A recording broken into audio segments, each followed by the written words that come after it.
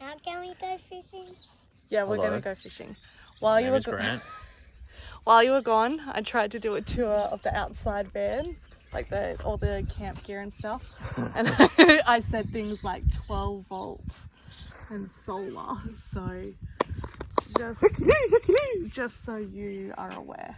Cool. It's probably all wrong and disastrous. We don't have that much. We don't have the best stuff. Very basic. Very basic.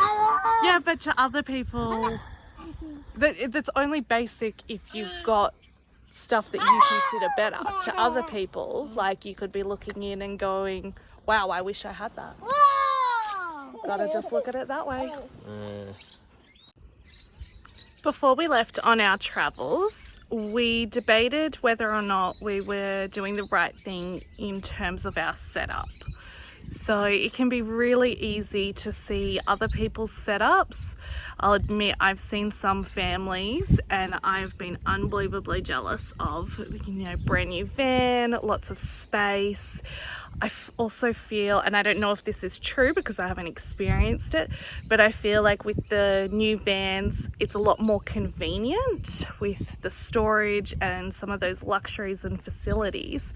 So it's easy to get really jealous, and we could have just kept going, oh no, we need to save more, we need to wait, and then the trip never would have happened. Or, a worse scenario, we could have gone and got a loan or, put it on the house, those types of things. Instead, we decided to make do with what we've got. So I just wanted to show you that it really is odds and ends. Our setup is different every single time depending on how long we're there and what's needed. So at the moment we don't have our ensuite. It's a pop-up tent with a shower in it. That's not set up, but I'll show you what is. It's probably going to be a really weird walkthrough because I have no idea what I'm doing.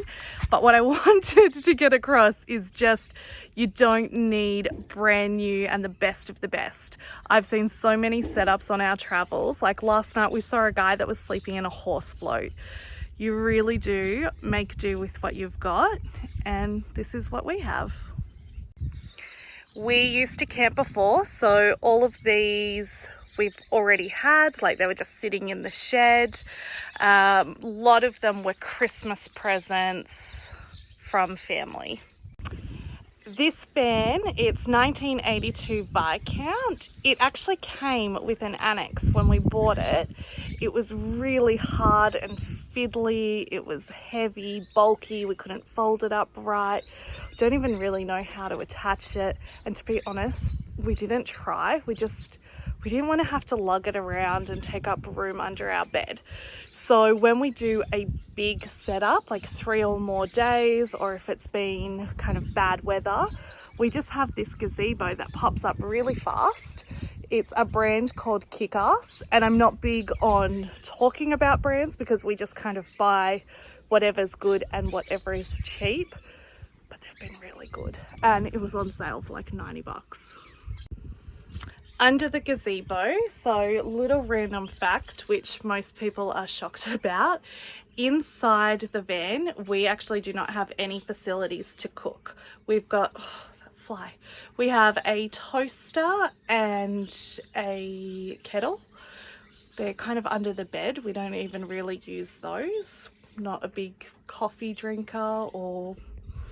Yeah, so no cooking facilities, no microwave, no stovetop, no oven, don't even have an electric fry pan. So all of our cooking is done outside.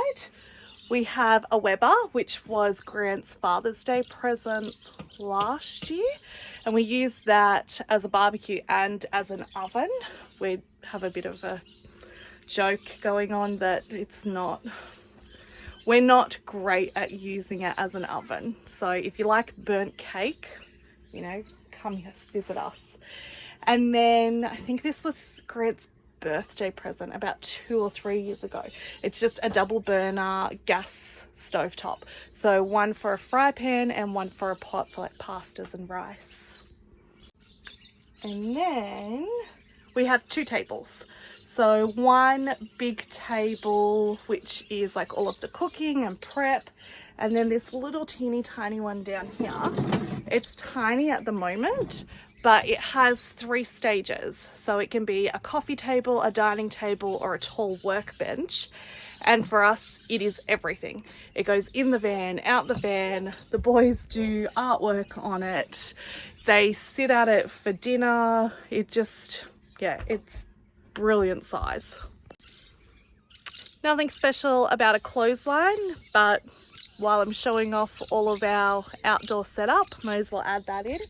So I was extremely lucky. I worked with amazing ladies, and when I left, they actually gave me a BCF voucher, which is how we got this one.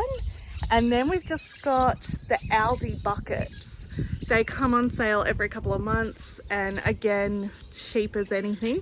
We didn't get them when they came out. I waited until it was like clearance leftover stock, so I think one of them was only like $9. In this site, we were lucky enough, we've got one of the only taps that I've seen. So going over more gear, we've got just standard like Bunnings garden hose. We don't drink any of the water in our van. It's just for dishes and like boiling and cooking. So we weren't really bothered about going out and getting one of the specific blue ones. We then also have Portaloo, which was an online buy, so I think it was maybe $50 or $60. I know that we probably should have got a better one because I would like a carry case for it. I think it's pretty gross that it's not covered up at times, but we've only used it like once or twice since October, so it makes do. And then generator, that we've also only used twice. I really don't want to travel without it, but just if we got stuck somewhere or if it was a cold night, I just think with the boys being so little, we need to have that backup. So we've got a generator, which was free from my dad. So you really can start to see that our setup is bits and pieces, things handed down, things left over in the garage, but I guess that shows that you just make do with what you've got. The setup looks different every single day, every single camp. So sometimes the fridge stays in the car.